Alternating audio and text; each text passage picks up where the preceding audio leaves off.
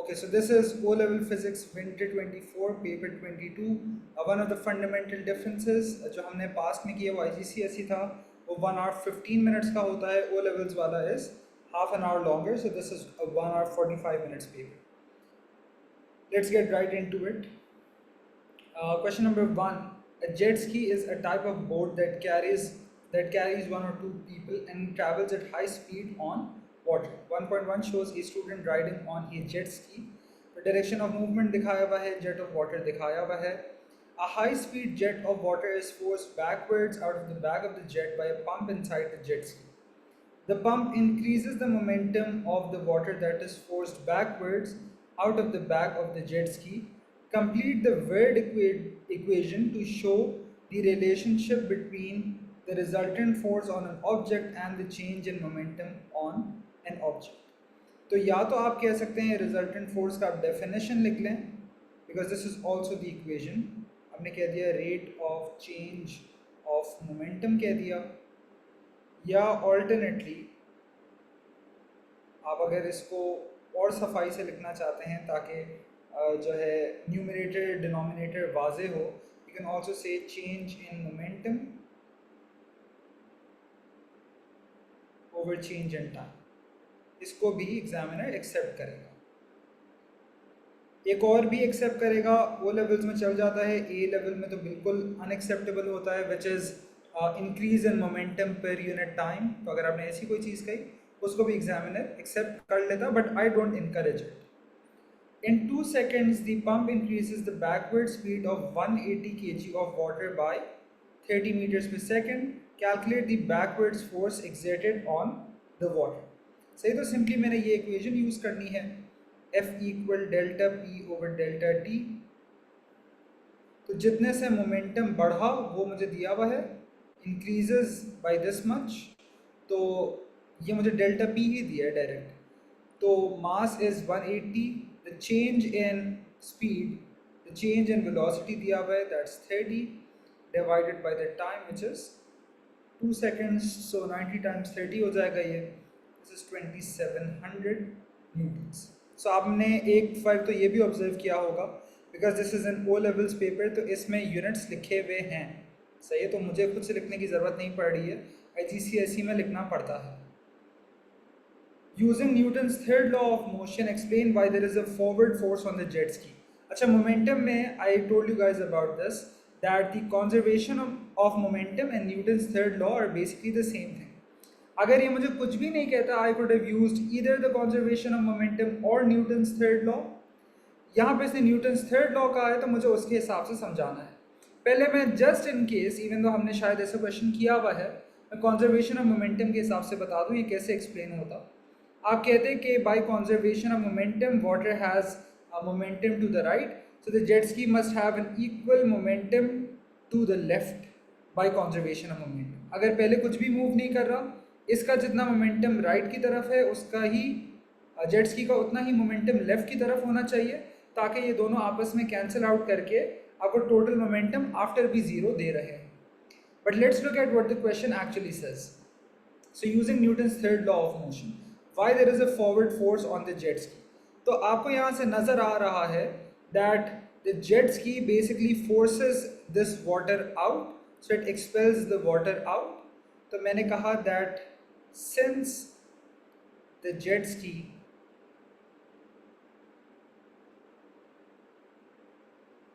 applies a force on the water to the right,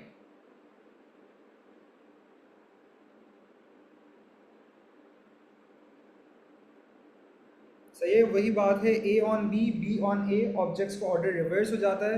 यहाँ jet ski on water था, तो ये water on jet ski हो जाएगा. Water applies an equal force on the jet ski,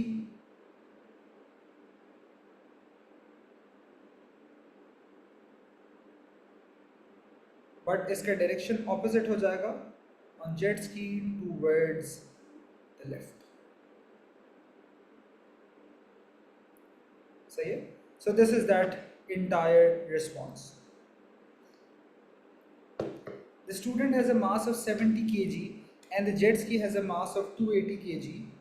use your answer from A2 to determine the acceleration of the student in the jet ski when no resistive forces are acting. अच्छा, तो इसने मुझे यहाँ पे force निकलवा दिया जो water पे लग रहा है, right? Backwards force exerted on water, Newton's third law के हिसाब से उतना ही फोर्स जेट स्की पे लगेगा आगे की तरफ।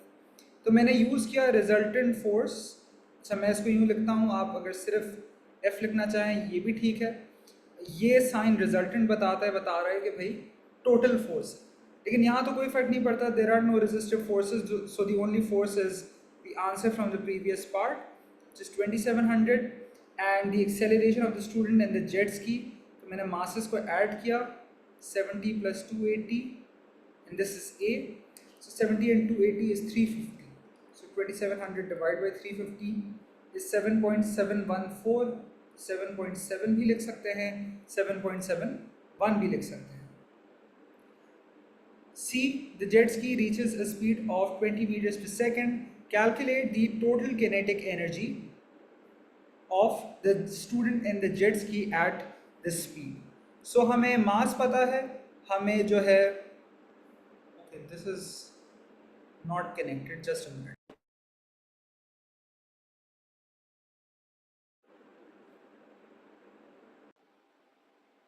तो हमें मास पता है, स्पीड पता है, I can find kinetic energy, so half mv² लिखा, सही है। अच्छा, मास जो है ये दिया हुआ था 350 total, speed is 20।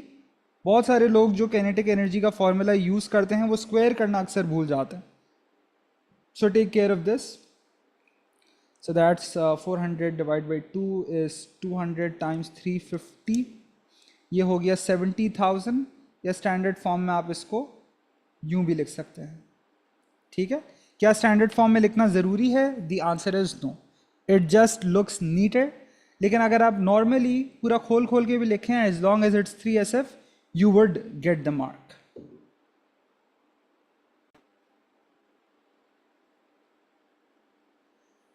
A glass beaker of mass m is at rest on a horizontal surface. Base area of the beaker is a circle with a radius r. The beaker exerts a pressure on the horizontal surface. Determine an expression for the pressure in terms of the gravitational field strength G, m and r. तो मुझे पता है pressure का formula होता है force over area. मुझे अगर इसका मास पता है तो I know the force which it is exerting, that's the weight which is mg।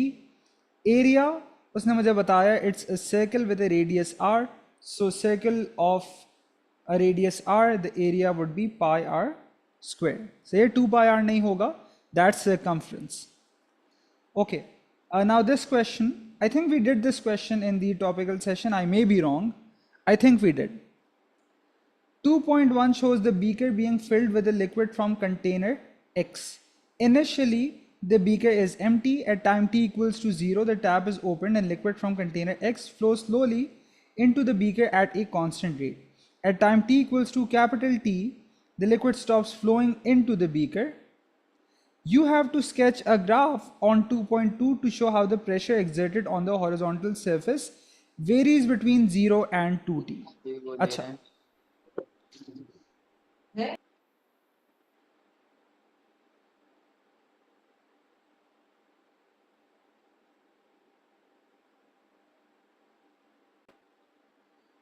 चलें। अच्छा, तो इनिशियली जो है यहाँ पे कोई भी पानी नहीं है, फिर पानी फ्लो होना स्टार्ट होता है। इसने कहा कि ये कांस्टेंट रेट पे आता है, तो इसका मतलब जो इसका मास है और उसकी वजह से जो वेट है और उसकी वजह से जो प्रेशर है वो भी कॉन्स्टेंटली यूनिफॉर्मली बढ़ेगा, लिनियरली बढ़ेगा। लेकिन ये t equals to capital T तक होता है, इसके बाद ये लिक्विड फ्लो होना रुक जाएगा। सो मेरे ख्याल से तो ग्राफ ऐसा होगा। Is this right? Discuss in chat, क्या ग्राफ ऐसा होगा? अच्छा, तो देखें, the idea here is that this is not the correct graph. The graph would not be like this and this, it would not be like this. वजह इसकी ये है कि सब ठीक है, लेकिन क्या टाइम इक्वल्स टू 0 पे प्रेशर भी 0 है? And the answer is no, क्योंकि आपने तो अभी निकाला है ना कि सिर्फ ग्लास बीकर के मास की वजह से भी तो एक प्रेशर एक्सर्ट हो रहा है. So even when there is no liquid, there is some pressure that is being exerted. So the graph would start like this, यहां से यूं गया और फिर प्रेशर कांस्टेंट हो जाएगा. सही है. तो instead of this being like this is the correct one. ठीक है. तो ये यहां पे आपने समझना था. 3.1 shows a lab freezer. The door is closed and the freezer is switched on. A cold liquid is pumped through the copper pipe at the top of the freezer. Temperature of the air next to the copper pipe decreases quickly. Explain how the temperature of the rest of the air in the freezer decreases. Just based off this question, आपको क्या लग रहा है ये कौन से method of transfer of thermal energy की बात कर रहा है? What is the examiner trying to get you to understand?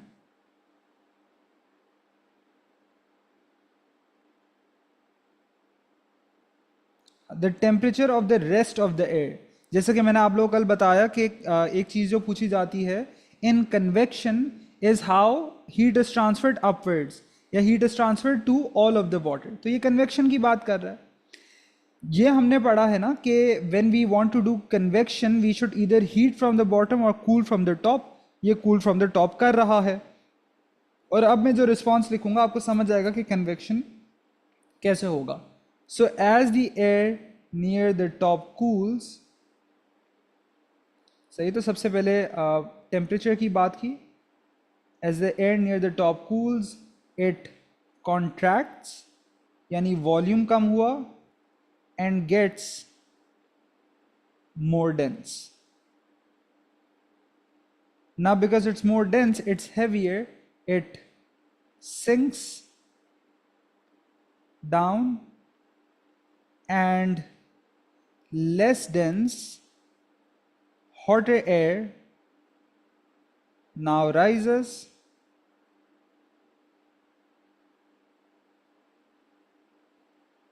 setting up a convection current.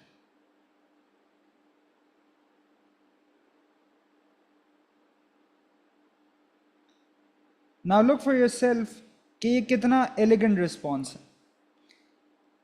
Temperature कम हुआ, वॉल्यूम कम हुआ, डेंसिटी बढ़ा, that's why it sinks, and then as it sinks the hotter air near the bottom now rises and this sets up the convection current.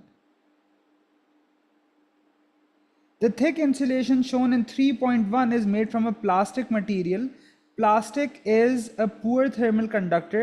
Describe how thermal energy is transferred through a plastic material. So we know that something that's a poor conductor, it is a poor conductor because it does not have free electrons. So conduction के दो mechanisms होते हैं. अगर free electron movement नहीं हो रहा हुआ तो यहां क्या होगा?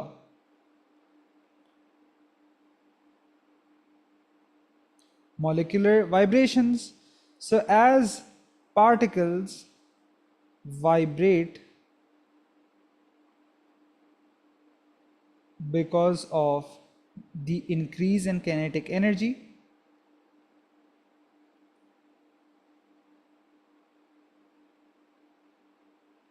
they collide with their neighboring molecules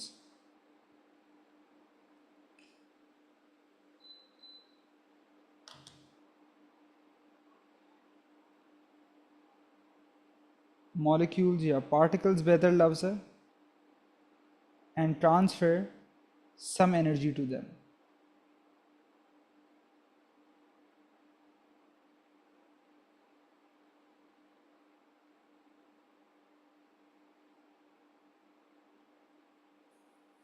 Okay, next part. The plastic material also contains a large number of small air bubbles. तो ये air pockets वाली बात आ रही है, right? Explain how the bubbles reduce the transfer of thermal energy through the insulation, right? So यहाँ पे देखें ये 3 मार्क का सवाल है just based on air pockets. So being wise, we should talk about both how it prevents conduction and convection. तो first of all आपने कहा that air is trapped in these bubbles. Since air is a poor conductor, या आप कहते हैं is a good insulator,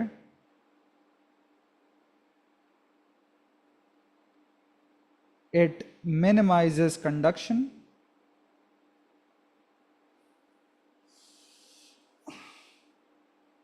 Minimizes conduction.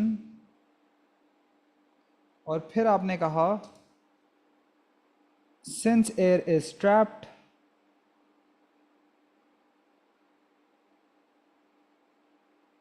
it cannot move freely.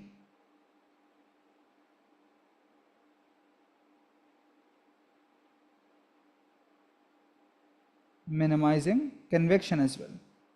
सही, तो आपने कंडक्शन कन्वेक्शन दोनों के हिसाब से जवाब लिखे.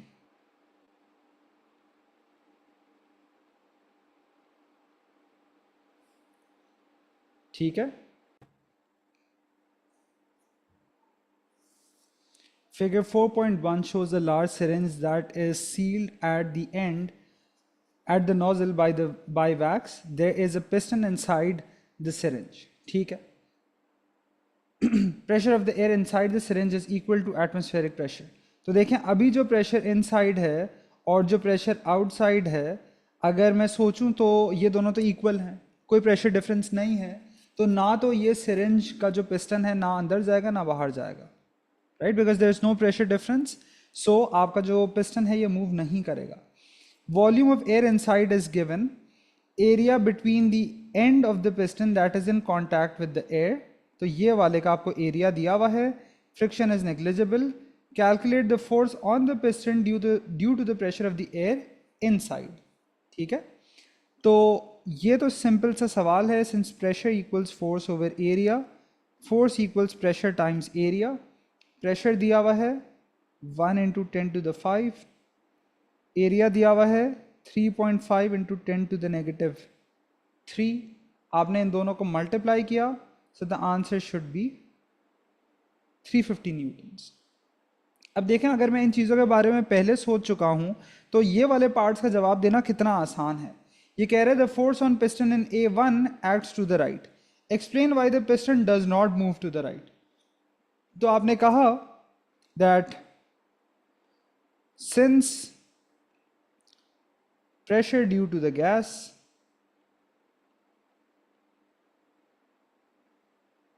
and atmospheric pressure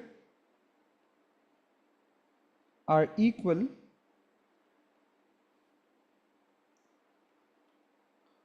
there is no resultant force. ये लफ्ज़ इस्तेमाल करना ज़रूरी है. There is no resultant force on the syringe.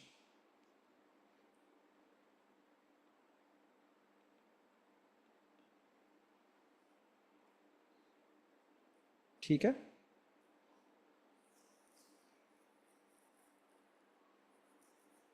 The piston is now pulled to the right by an additional force. तो खुद से तो नहीं मूव किया हमने, कोई फोर्स लगाकर पिस्टन को बाहर खींचा. Temperature does not change. तो इसका मतलब है आपको पता है ये अब V और P की बात करेगा. सही है. तीन ये जो क्वांटिटीज है इनका आपका ट्राइंगल बनता है ना, P, V और T. तो अगर टेम्परेचर कांस्टेंट है इसका मतलब ये बाकी दो के रिलेशनशिप की बात करेगा. Explain in terms of particles why the pressure of air in the syringe decreases. तो अगर आपने पिस्टन को बाहर खींचा है तो आपको पता है that the particles now occupy more space. सही. They spread out, now occupy more space. ठीक है. So there are less frequent collisions with the walls of the container. बहुत सारे लोग ऐसे सवालों में ये गलती करते हैं कि वो कह देते हैं there are less frequent collisions with other particles. Pressure जो होता है वो कोलिजन्स विद वॉल्स की वजह से होता है. So there are less frequent collisions with walls of container, या इस केस में आप सिरिंज कह सकते हैं. So less frequent collisions with the wall, this causes the force and hence pressure to decrease.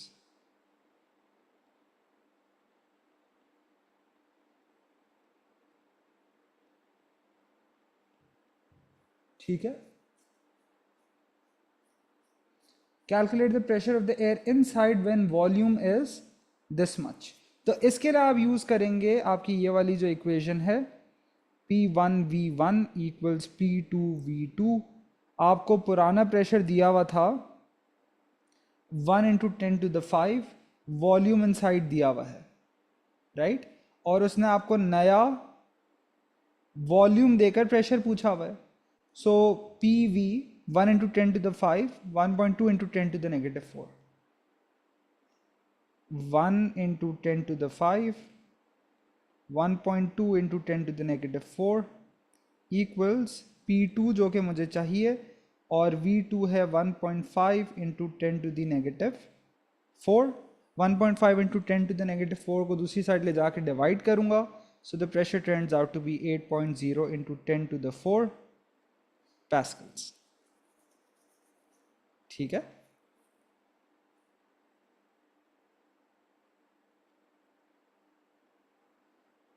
Some glass lenses are converging, others are diverging. Draw the cross section of a diverging lens. तो examiner सिर्फ इसकी शक्ल देखना चाह रहा है कि आपको बनानी आती है या नहीं, तो आपने इसका सिर्फ शेप दिखाना है.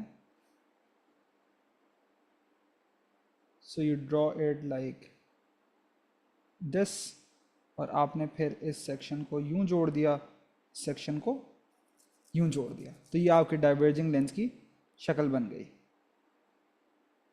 ठीक है. 5.1 shows the cross section of a converging lens, the principal axis and the two principal focuses f1 and f2 on a full scale grid. ठीक है. तो इसने ये बताया हुआ है ये इसका ऑप्टिकल सेंटर होगा, और जाहिर सी बात है हमें लेंस की टर्मिनोलॉजी के हिसाब से पता है कि ये फोकल लेंथ है, ये भी फोकल लेंथ है. अच्छा जी, अब ये यही कहता है student places an object of height 2.1 centimetres at a distance of 3 centimetres from the centre of the lens using 5.1 determine the focal length. तो देखें ओ लेवल्स में तो हमेशा वो, क्योंकि आपका टू स्केल प्रिंट होके आता है, but still I would recommend not to read this using a scale, read this using this scale. तो रूलर से ना देखिएगा, प्लास्टिक का जो रूलर होता है आप इससे देखें.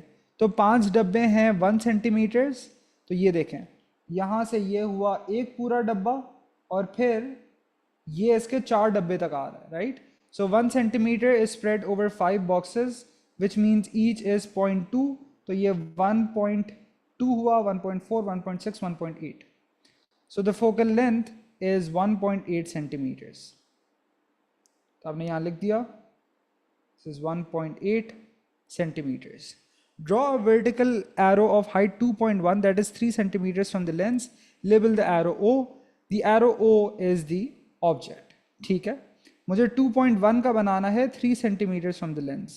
तो देखें ये जो होता 2 होता, और ये एक और डब्बा 3 हो गया, तो 3, तो 1, 2, 2.1 looks like this. सही है. 2 और फिर ये छोटा सा जो डब्बा ऊपर कवर हो रहा है. This is your object O. On 5.1, draw 2 rays from the tip of the object to find the tip of the image. Draw another arrow to show the image. तो ये भी हमें करना आता है कि आपका जो पहला रे है दैट्स द रे थ्रू द सेंटर. सबसे आसान रे बनाने के लिए ये होती है, थ्रू एंड थ्रू बनाइएगा, और पेपर में आप शार्प पेंसिल लेकर जाइएगा. फिर आपने बनाया ये पैरेलल रे जो कि रिफ्रैक्ट होने के बाद F से गुजरेगा. That's this where they cross over is the image. ठीक है. तो मैं इमेज का फिर लाइन बना देता हूं यहाँ पे. तो ये यहाँ हो रहा है, तो मैंने इस तरीके से इमेज को लेबल कर दिया. इसको रेड में कर लेते हैं. This is the image.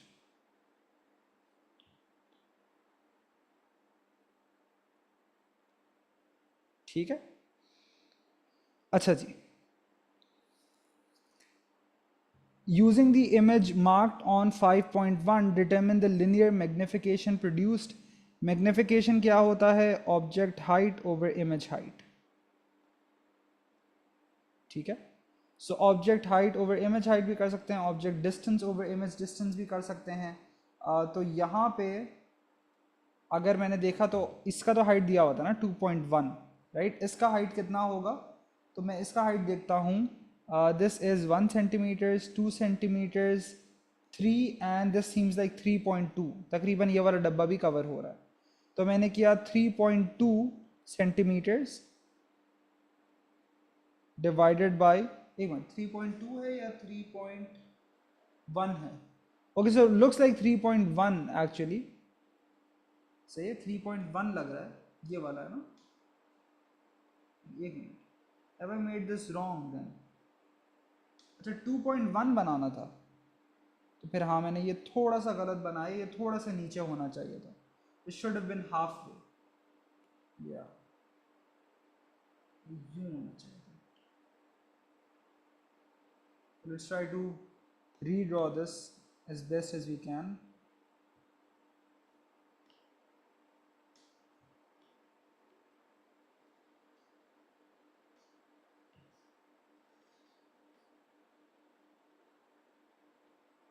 This is coincidentally one of those things which is actually easier to do on paper than on an iPad. ठीक है, तो देखें अब आपका ये जहाँ क्रॉस ओवर कर रहा है वो ये है,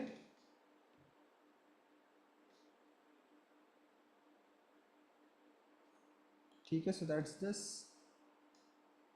तो ये आ रहा है इस केस में 1 2 3, ये मुझे 3.05 लग रहा है। सो 3.05 ओवर 2.1,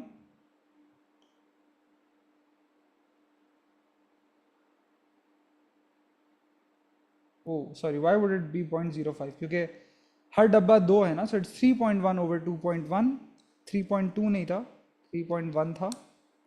तो ये आ रहा है 1.47, तो मैं लिख रहा हूँ 1.5। Explain whether the image of the object is real और वर्चुअल। एक्सप्लेन का सवाल है, बेशक 1 मार्क का ही क्यों ना हो, आपको समझाना पड़ेगा। तो आपने कहा this is a real image because it is formed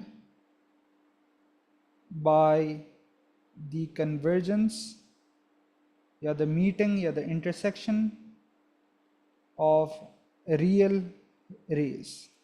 इस केस में अगर आपको आई बनाना होता तो वैसे तो वो नहीं पूछेगा, लेकिन इस केस में आई का वो, और वो इस वजह से नहीं पूछेगा क्योंकि देखें ना आपका इमेज ऑब्जेक्ट से ऑपोजिट साइड में बन रहा है। तो अगर ऑब्जेक्ट एक तरफ रखा होगा, आप यहाँ से देख रहे होंगे, तो आपको इमेज दूसरी साइड पे नज़र आ रहा होगा। लेकिन उस केस में जो हमने कल किया था केस 6, उसमें आपका इमेज यहाँ बनता है ना, तो आप लेंस के दूसरी तरफ से देखते हैं। Look at the image from there.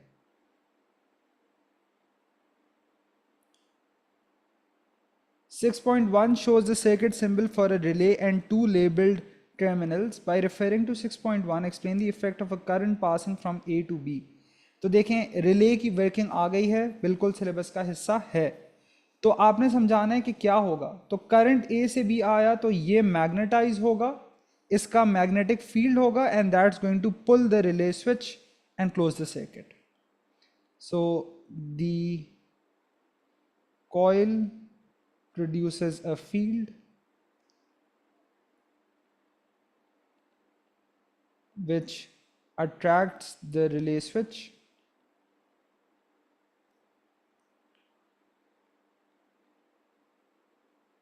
closing the circuit, completing the circuit.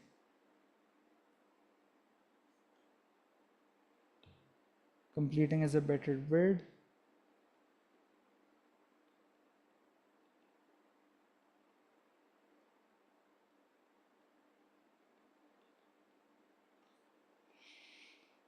Six point two shows two circuits linked by a relay. The heater transfers energy at a rate of 40 watts when it is connected to a 12 volt supply. अब देखें खुद ही साथ साथ सोचते रहें यहाँ अगर power दिया है, वोल्टेज दिया है, तो अगर एग्जामिनर कहे तो मैं यहाँ से करंट भी निकाल सकता हूँ. Switch S is closed, the variable resistor is adjusted so that its resistance R increases from 0. So आपका रेजिस्टेंस बढ़ेगा तो किस तरीके से आपके पास ये होगा, ये आपको ग्राफ में दिखाया हुआ है. 6.3 shows how the power transferred in the heater, in the 40 watt heater, varies as R increases from 0. Graph shows a sharp decrease when the resistance R reaches RH. तो पहले जो है पावर कांस्टेंट वेरी कर रहा है, power in the heater की बात है, 40 वॉट हीटर ये यहाँ लगा हुआ है. तो पहले कुछ है, रेजिस्टेंस जीरो है तो भी है, तो भी है, तो भी है, लेकिन एक खास वैल्यू के बाद ये जो है ख़त्म हो जाती है सारी पावर. अगर यहाँ पे पावर आ ही नहीं रही, इसका मतलब है कि यहाँ करंट फ्लो ही नहीं कर रहा, इसका मतलब ये स्विच ही बंद नहीं कर रहा. Right, so that's how you have to think about this. अब ये कहता है explain the shape of the graph. तो देखें, आप अपने ग्राफ देखते साथ साथ पॉसिबल एक्सप्लेनेशन सोच लिया तो आप इस बात करना बहुत ही आसान है. तो आप क्या कहेंगे? आपने बोला कि इनिशियली जो है करंट इज लार्ज इनफ ताकि वो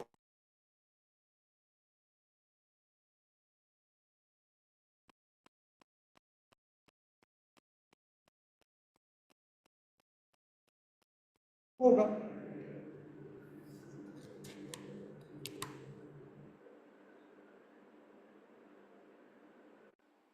तो ये करंट कम होगा, और ये करंट कम होगा तो इसकी फील्ड इतनी स्ट्रांग नहीं होगी to close the switch.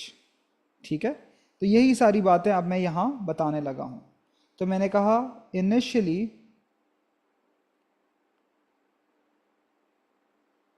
The flow of current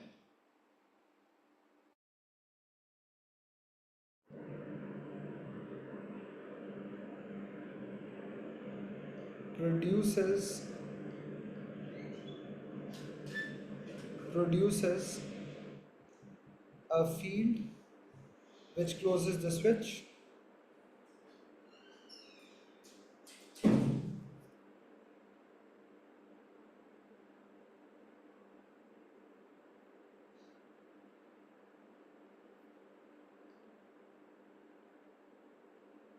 as the resistance increases.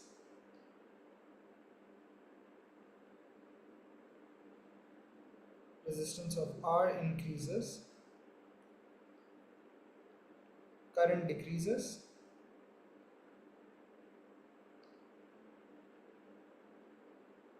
Beyond RH,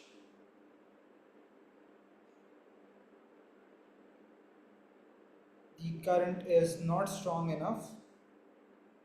The current and hence its field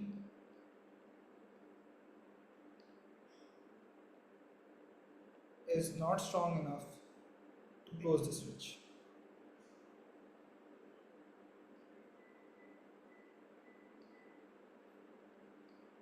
सही, तो ये अच्छा सवाल था क्योंकि इसमें it's not very typical question, अलग सा सवाल था. आपको इस सिनेरियो के हिसाब से समझ कर फिर इसको अटेम्प्ट करना था. So you just couldn't right any bookish answer, आपने इसको खुद से देखना था कि ये क्या कह रहा है. 40 watt heater is connected to the 12 volt supply is switched on. Calculate the energy transferred to the heater in 2 minutes. तो 2 मिनट्स में मुझे पावर पता है तो मैं एनर्जी तो निकाल ही सकता हूँ. Energy equals power multiplied by time. So 40 time is 2 minutes, each minute is 60 seconds. So 60 times 80, ये हो जाएगा आपका 4800 जूल्स. सही है. आप देखें, एनर्जी पता है, पावर पता है, वोल्टेज पता है, तो रेजिस्टेंस तो निकाल ही सकता हूँ. तो for example I think I can use, I should use this formula, P equals V squared over R. क्यों? क्योंकि मुझे वोल्टेज पता है, पावर पता है, रेजिस्टेंस चाहिए. तो R would then be equal to V squared over P. तो V है 12, 12 का square divided by 40, 12 square divide by 40, ये आ गया 3.6 वॉट्स.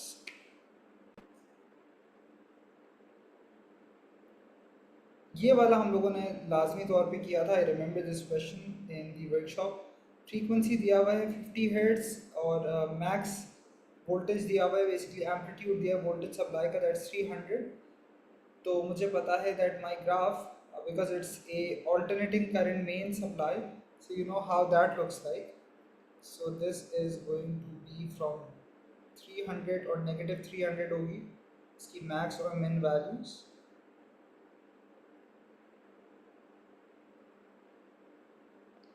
ठीक है, टाइम पीरियड दिया हुआ है तो मैं निकाल सकता हूँ, फ्रीक्वेंसी दिया है तो मैं निकाल सकता हूँ time period which is going to be 1/f, 1/50 हो गया। So 1/50 is 0.02 seconds. इसमें आपका पूरा वेव बनेगा, पूरा वेव बनेगा। ठीक है, तो इसका मतलब 0.01 तक आधा वेव बनेगा, तो आपका जो पीक होगा वो यहाँ हिट होगा। It's like this this this this and this, और फिर आपकी यही ग्राफ शेप रिपीट होती रहेगी। ठीक है, सो यू मेक दिस,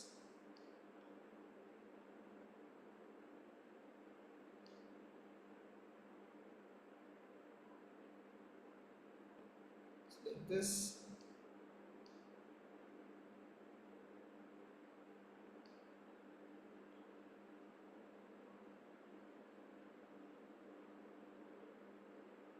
इस तरीके से, और आपकी ये वाली ग्राफ की शक्ल जो है ये रिपीट होगी। जितनी वेव्स और आती जाती हैं आप फिट करते जाएंगे। Obviously you can see that एक और वेव आई, इसके बाद वाली पूरी नहीं आएगी, इसके बाद पूरी वाली तो नहीं आ सकती, तो आधी आएगी। Right, so this is going to then look like this.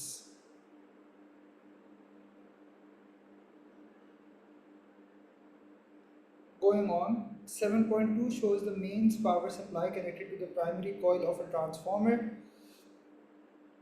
Core of the transformer is made from iron, explained why iron is a suitable material for the core of the transformer. So we know that's because it's a temporary magnet. So it focuses field lines from the primary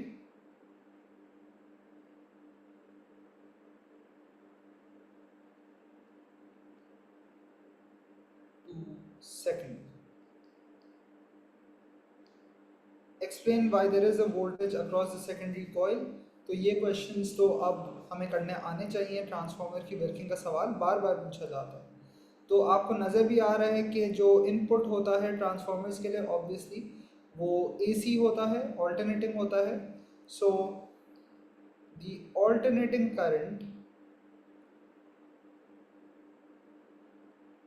in the primary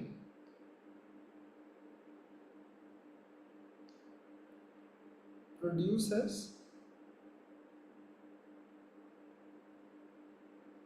a change in field across the secondary। इसकी जगह आप ये भी बिल्कुल कह सकते हैं that field lines are cut by the secondary coil, ये भी ठीक है, सही है। So produces a changing field across the secondary coil। सही, तो ये वही बात जो मैंने ऊपर लिखी थी कि जो आयरन कोर है वो ये वाली चेंजिंग फील्ड को, ये वाली चेंजिंग फील्ड को दूसरे वाले के अक्रॉस फोकस करवा रहा है, and this produces N EMF, या इसको प्रोड्यूसेस की जगह हमें इंड्यूसेस कहना चाहिए ताकि नज़र आए कि हम फैराडेज लॉ के रेफरेंस से बात कर रहे हैं। This induces an EMF in the second.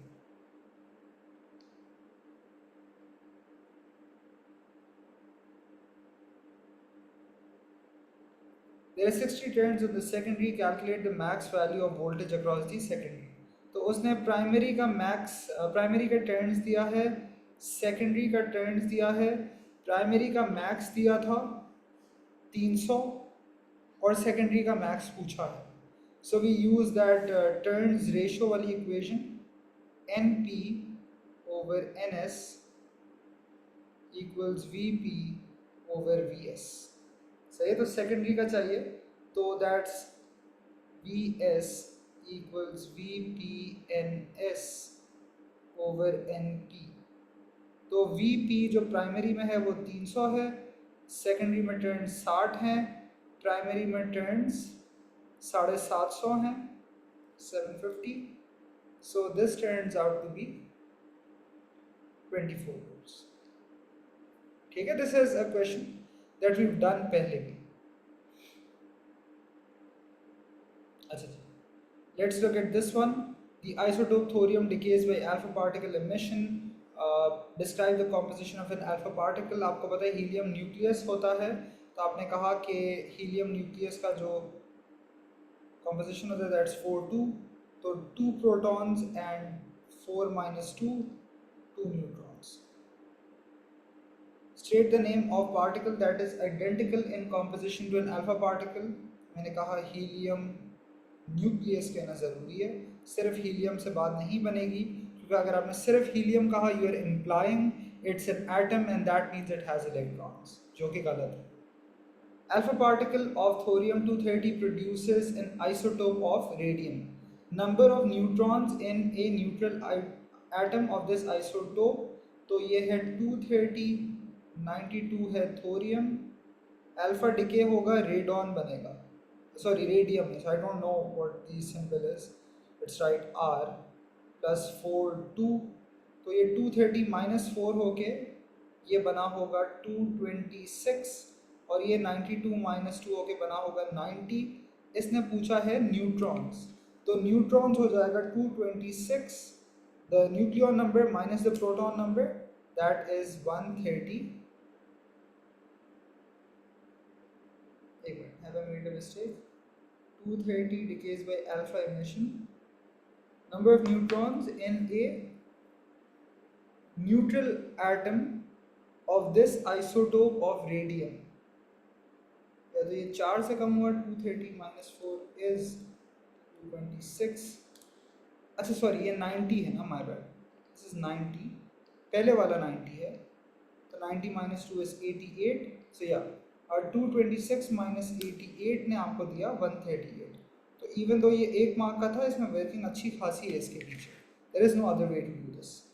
और अब आपको प्रोटॉन नंबर पता चल गया, तो नंबर ऑफ इलेक्ट्रॉन्स भी उतने ही होंगे, 88 होंगे। ठीक है, half life of thorium is given, radio active sample contains इतने एटम, वो कह रहे हैं इतने तक गिरने में कितना टाइम लगेगा, तो आपने लिखा 7.2 इंटू 10 टू द 16, और फिर आपने अपने कैलकुलेटर में एक एक्सप्रेशन सेटअप कर दिया, पहले एक बार 7.2 इंटू 10 टू द 16 लिखें और कुछ भी और लिखे बजाय इक्वल टू दबाएं, ये आपकी मेमोरी में आ गया। अब आप क्या करेंगे, क्योंकि आपको पता है हाफ लाइफ है, each arrow represents a half life, तो आप इसको डिवाइड बाई 2 करते रहेंगे until you reach this number. तो आंसर डिवाइड बाई 2 किया, ये आया 3.6 इंटू 10 टू द 16। फिर से अब देखें, क्योंकि मैंने आंसर डिवाइड बाई 2 का एक्सप्रेशन सेटअप किया है, तो हर बार वो नई कैलकुलेशन का रिजल्ट रख रहा है, आप लोग भी मेरे साथ ही करके देखें। So 3.6 into 10 to the 16 divide by 2 किया, ये आया 1.8 into 10 to the 16। Again these are just like small tips and tricks that do save some valuable time. फिर से इक्वल टू दबाया, तो मेरे पास आ गया जो मुझे चाहिए, 9.0 into 10 to the 15। So this is 1 2 3 half lives, हर हाफ लाइफ का टाइम है 75,000 ईयर्स, तीनों से मल्टीप्लाई किया तो वो हो जाएगा 225,000 ईयर्स, या आप इसको स्टैंडर्ड फॉर्म में भी लिख सकते थे। ठीक है, अगेन जो हैंड आउट है, जो वीडियोस हैं, उसमें हर पॉसिबल टाइप का हाफ लाइफ का सवाल डिस्कस हुआ है, so it's very comprehensive. D. When it decays, thorium-230 also emits gamma radiation. 8.1 shows the narrow beam of gamma radiation passing into an electric field. मुझे पता है gamma इलेक्ट्रिकली न्यूट्रल होता है, तो ये तो बिल्कुल ही undeviated, unbothered पास करेगा through the electric field. 8.2 shows the path of electric field replaced with a magnetic field. Again, इसमें भी वही होगा, क्योंकि अनचार्ज है, ना इलेक्ट्रिक ना मैग्नेटिक फील्ड में इसका कोई deflection. So this also passes straight through.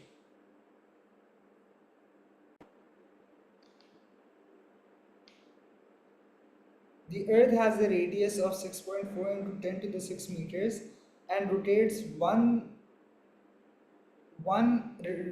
on its axis once in every 24 hours.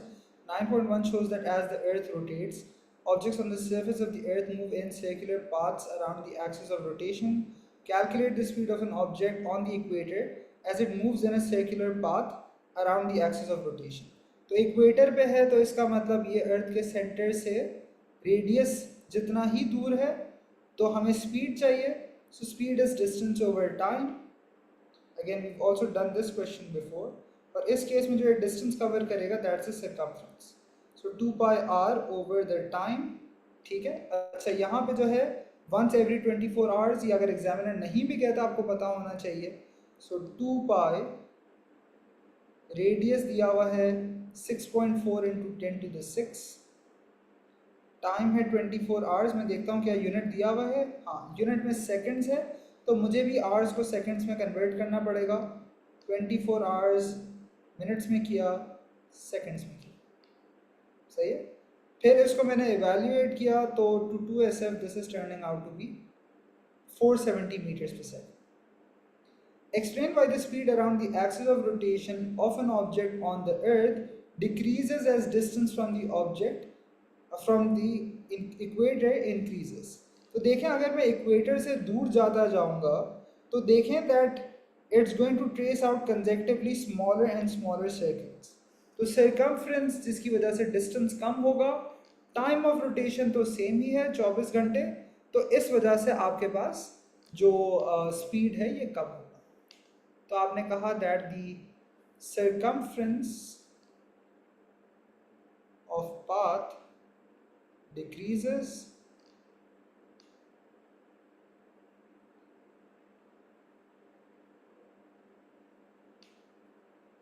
so in the same time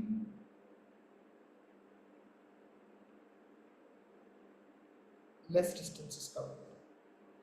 so ये distance cover less हो गया तो speed भी कम हो.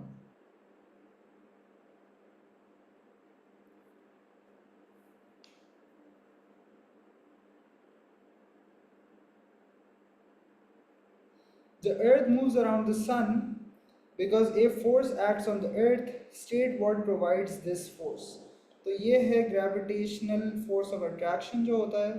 So gravitational attraction भी कह सकते हैं, या प्रोवाइड करने की बात करें तो आप कह सकते हैं gravitational field produced, gravitational field due to the sun जो कि अर्थ पे लग रही है. ठीक है अब्दुल रहमान, मैं समझा देता हूँ.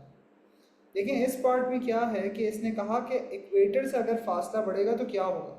देखें इक्वेटर के केस में तो आप ये पार्ट ट्रेस आउट कर रहे हैं. सही है, ये वाला.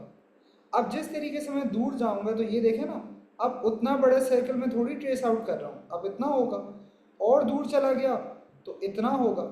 तो आप देखें ना कि जो ये सर्कल ट्रेस आउट कर रहा है ये छोटा हो रहा है ना, तो उसका सर्कमफ्रेंस छोटा हो रहा है. रेडियस कम हो रहा है तो सर्कमफ्रेंस भी कम हो रहा है. सर्कमफ्रेंस कम हुआ, टाइम ऑफ ऑर्बिट अभी भी उतना ही है, 24 घंटे में घूमता है, तो इस वजह से इसका स्पीड कम है. सही है. Speed equals distance over time. Time उतना ही है, डिस्टेंस कम हुआ तो स्पीड भी कम होगी. ठीक है. आपको गाइड करने के लिए उसने यहाँ पे ये दूसरी वाली लाइन बनाई थी. अब समझ आ गया अब्दुल रहमान.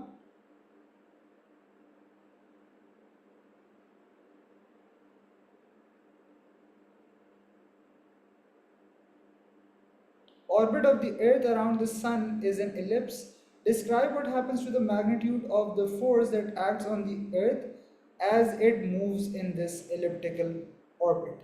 सिर्फ उसने डिस्क्राइब कहा है, एक्सप्लेन नहीं कहा है. आपको भी एक्सप्लेन करने की ज़रूरत नहीं है. यू जस्ट हैव टू से what happens, not why it's happening. तो आपने कहा कि भाई जो इलिप्टिकल ऑर्बिट में हमें पता है कि जो ये डिस्टेंस चेंज होता है तो फोर्स चेंज होती है. तो आपने कहा that it varies in magnitude. It is the greatest when closest to the sun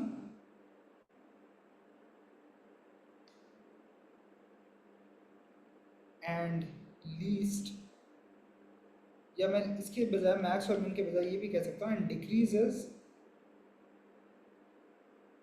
moving away from the sun.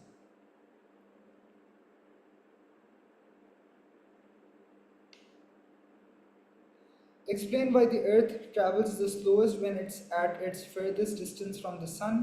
तो सबसे स्लो क्यों होता है ये आपको एनर्जी के टर्म्स में समझाना आना चाहिए. तो आपने कहा when it is at its furthest distance, GPE या ग्रेविटेशनल पोटेंशियल एनर्जी सबसे ज़्यादा होती है.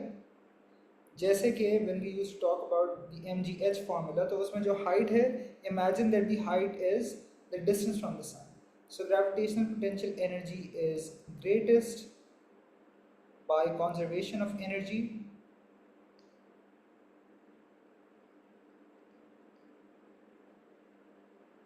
आपने कहा कि kinetic energy is least और उसकी वजह से speed is also the least. So kinetic energy and hence speed is minimum.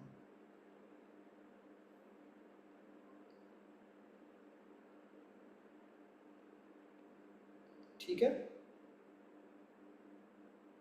Okay yes that's the end of this paper.